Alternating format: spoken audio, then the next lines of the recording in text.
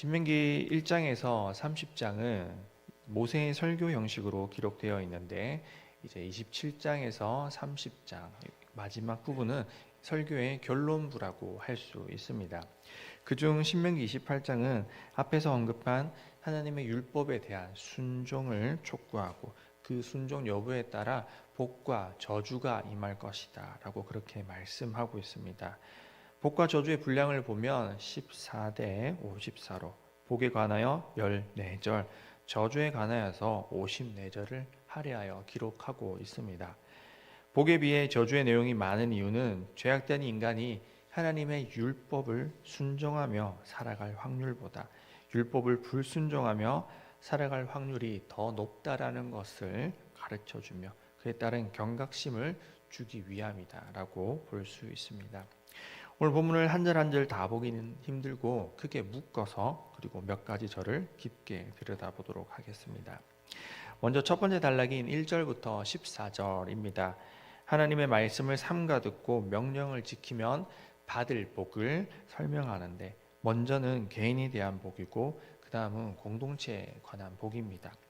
3절에서 6절은 개인이 하나님의 말씀을 청종할 때 받을 복에 관한 내용입니다. 여기에는 히브리어 아타라는 단어가 나오는데 이것은 너라는 뜻의 2인칭 단수형으로 개인에 관하여서 말을 하고 있습니다. 그 복 있는 사람은 성읍에서도 복을 받고 들에서도 복을 받을 것인데 어떤 특정한 장소라기보다는 그가 어디를 가든지 복을 누릴 것이다 라고 그렇게 말씀하고 있습니다. 그 복 받는 사람은 1절과 2절에서 말씀을 삼가 듣고 청종하는 자입니다. 여기서 듣다와 청종하다의 히브리어 샤마는 단순히 듣는 것을 넘어서 순종의 행동까지를 포함하는 단어입니다. 듣고 한 귀로 흘리는 것이 아니 들은 대로 행함을 뜻하는 것입니다. 그래서 말씀을 가까이 하며 늘 들으며 그 말씀대로 살고자 노력하는 것을 말합니다. 그런 자가 받는 복은 말씀을 듣고 말씀대로 살고자 한 자와 그의 자녀가 잘 되는 복입니다. 자녀가 잘 되고 잘 풀리기 위해선 그 부모가 하나님의 말씀에 순종함으로써 가능합니다. 물론 때때로 욕과 같이 알 수 없는 이유로 자녀들이 고난을 당하기도 하지만 기본적으로는 하나님은 그의 백성과 그의 자녀가 하나님의 복을 누리며 살길 원하고 그 복을 누리기에 합당한 그런 삶을 살아가길 원하십니다. 말씀을 듣고 말씀대로 살고자 노력하는 자에게 하나님은 그 자녀가 잘 될 것이라 약속하시고 또 그 집안의 광주리와 떡 반죽 그릇이 풍성할 것이다 라고 그렇게 말씀하고 있습니다. 우리는 우리 자신이 잘 사는 것보다 사실 자녀들이 잘 되길 원하고 그것이 큰 행복입니다. 자녀의 삶의 문제가 해결되고 자녀가 잘 되는 것이 모든 부모의 바람일 것입니다. 그 일을 위해 하나님은 말씀에 청종하고 지키고자 노력할 때 그 모든 복이 그 가정에 임할 것이다 약속하고 있습니다. 이러한 복을 위해 우리는 날마다 말씀을 가까이 하여 한 귀로 듣고 한 귀로 흘리는 것이 아닌 말씀대로 살고자 노력해야 할 것입니다. 그리고 말씀을 묵상함으로 하나님의 뜻을 깨달아 그 깨달은 바를 지키고자 노력해야 할 것입니다. 그러나 그렇다고 해서 복을 받기 위해 말씀을 듣고 지키고자 하는 것은 잘못된 의도입니다. 늘 말씀을 가까이 하고 묵상해 보면 알 수 있듯이 말씀을 읽고 묵상하는 그것 자체가 내 삶의 힘이 되고 말씀으로 영의 양식이 채워지는 기쁨을 누릴 수 있습니다. 그렇기에 그 복을 누리기 위해서 우리는 열심히 말씀대로 살고자 노력해야 할 것입니다. 이제 7절부터 14절까지는 개인이 아닌 공동체가 받을 복에 관해 설명하십니다. 한 사람이 말씀을 듣고 지키고자 노력한다면 그 가정이 복을 누릴 수 있지만 그러한 개인이 한 명 한 명 늘어난다면 그 공동체와 그 지역과 그 나라가 복을 받게 됩니다.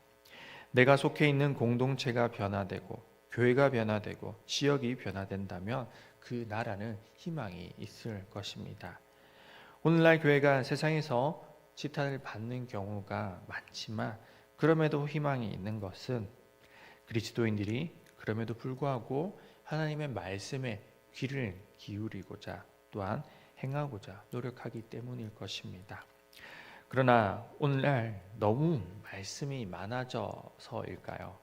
너무 많은 설교와 너무 흔한 그런 성경, 어디에서나 접할 수 있는 성경 때문인지 하나님의 말씀을 듣는 것이 습관이 되어버리고 지키고자 노력하는 모습들이 점점 잘 되어지지 않고 믿음의 연배가 늘어날수록 매번 말씀의 은혜 받고 삶을 변화시키는 것 또한 쉽지 않은 그런 시대를 살아가고 있습니다.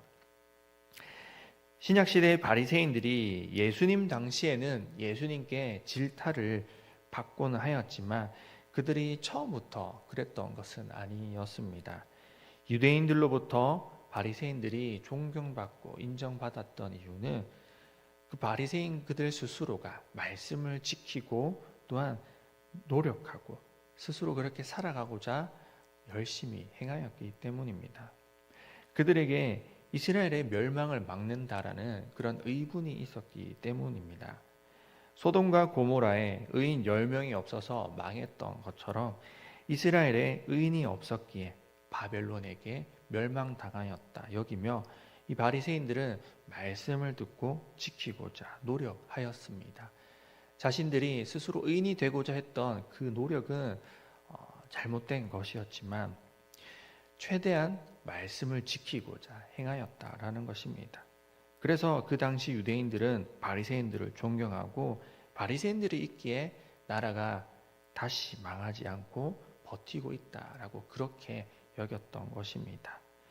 물론 그것이 죄성 많은 인간을 교만하게 만드는 계기가 되긴 하였지만 바리새인들이 처음에는 그 말씀을 지키고자 했던 그런 거룩한 의분이 있었습니다. 우리 역시도 바리새인의 그런 교만한 모습은 담지 아니하고 말씀을 듣고 지키고자 하는 모습은 가져가야 할 것입니다. 그것이 나라가 망하지 않는 비결이고 우리의 공동체가 잘 되는 비결이고 우리가 이 땅을 위해서 우리 공동체를 위해서 할 수 있는 일일 것입니다. 이제 15절부터 68절까지는 저주에 관한 내용입니다. 그런데 그 저주에 대한 내용이 아주 구체적입니다. 러시아의 작가 톨스토이의 소설 안나 카레니나의 첫 문장은 이렇게 적혀져 있습니다. 모든 행복한 가정은 서로 닮았고 불행한 가정은 제각각 나름으로 불행하다. 행복은 신뢰, 사랑, 이해 등 비슷한 요소가 충족될 때 이루어지지만 불행은 경제적 빈곤, 불화, 성격 차이 등 각기 다른 다양한 이유로 발생한다는 것을 의미합니다. 그래서일까요? 오늘의 본문 역시 복에 관해서는 14절만 기록하고 있지만 저주에 관하여서는 54절, 거의 5, 6배의 분량으로 기록하고 있습니다. 15절 말씀에 네가 만일 내 하나님 여호와의 말씀을 순종하지 아니하여 내가 오늘 내게 명령하는 그의 모든 명령과 규례를 지켜 행하지 아니하면 이 모든 저주가 내게 임하며 내게 이를 것이니 라고 말씀하시는데요. 말씀을 듣고도 순종하지 않으면 앞선 복의 내용을 거꾸로 저주로 당하게 될 것이다 라고 강하게 말씀하십니다. 다 이야기하면 너무 길고 64절부터 66절의 내용만 이야기하고자 합니다. 이스라엘 민족은 나라가 망한 후 이 내용을 처절하게 겪어야만 했습니다. 특별히 포로로 잡혀간 바벨론의 포로로 잡혀간 사람들은 그나마 다행이다라고 할 정도로 나라가 망하고 다른 나라에 도망쳐갔던 피난민들의 상황은 아주 심각하였습니다. 이집트의 엘레판틴에서 발견된 에머스트 파피루스 문건에는 도망친 유대인들의 처절한 기록들이 남아 있는데요. 거기에 보면 도망친 자들이 어떻게 살아남았는지가 기록되어 있습니다. 여러분, 나라를 잃고 우리가 다른 나라에 가면 만약에 나라를 없어지고 다른 나라로 피난 가게 된다면 뭘 하면서 먹고 살 수 있을까요? 언어도 통하지 않고 만약 변변치 않은 기술도 없다면, 땅도 없다라면 무엇을 할 수 있을까요? 이집트로 애굽으로 도망친 유대인들이 할 수 있는 일은 거의 없었습니다. 그래서 그들이 선택한 것은 용병의 삶이었습니다. 65절과 66절에 그 여러 민족 중에서 네가 평안함을 얻지 못하며 내 발바닥이 쉴 곳도 얻지 못하고 여호와께서 거기에서 내 마음을 떨게 하고 눈을 쇠하게 하고 정신을 산란하게 하시리니 내 생명이 위험에 처하고 주야로 두려워하며 내 생명을 확신할 수 없을 것이라 라고 말씀하십니다. 그들은 이 말씀처럼 애굽의 용병으로 자신의 목숨값으로 전쟁에 나가 돈을 벌었습니다. 그걸로 자녀들과 가정을 먹여 살렸다라고 그렇게 기록되어 있습니다. 그 내용을 보면 정말로 아찔한 내용들이 많은데요. 하나님이 저주하신 내용이 그대로 그들의 삶으로 이어졌을 때 얼마나 두려운지를 깨달을 수 있습니다. 오늘 우리 역시도 마찬가지입니다. 평안할 때는 잘 느낄 수 없지만 전쟁과 환란, 저주가 그 가정과 지역 그리고 나라를 덮치면 그때는 걷잡을 수 없고 그 저주는 우리가 상상하는 것 그 이상일 것입니다. 그러한 일이 오기 전에 늘 말씀을 가까이 하며 말씀대로 살아가는 그런 길을 택해야 할 것입니다. 그 일에 힘쓰는 우리 모두가 되길 원합니다. 말씀을 마무리하겠습니다. 오늘 하나님이 약속하시는 복과 저주의 내용은 우리 각자에게 주시는 말씀이기도 합니다. 우리 모두 앞에는 복과 저주의 길이 놓여져 있고 우리는 그 길을 걸어가고 있습니다.